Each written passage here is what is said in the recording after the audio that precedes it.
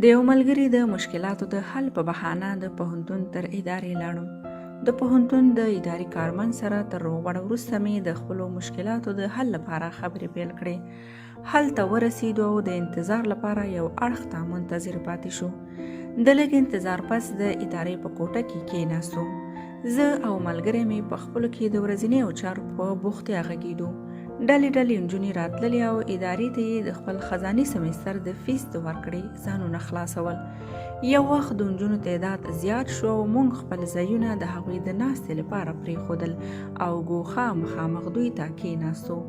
یوه نجلۍ چې تر ډېره منتظره وه خو د نورو ګوښه هم نه وه. ملګرو نجونې یې خپل فیسونه اداري کارمند ته ورکړل، خو لا یو په بل پسې تر 20 نجونې تلې راتلې. خوارکۍ هر چاته نوبت ورمخې کوه او هغه به شاته کېده. موږ یې د زړه څه خبر وو.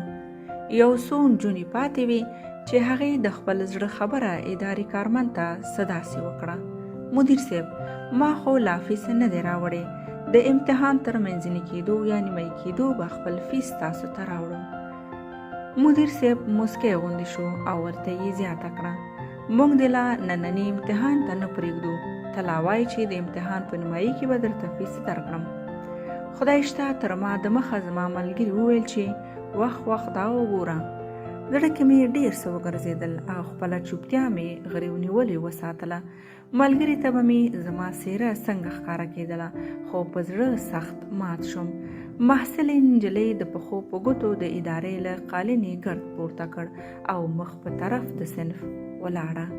خدای خبر له کومې بلې داسې پیښې سره به مخ کېږم چې دا کیسه راڅخه پرې هېره شي.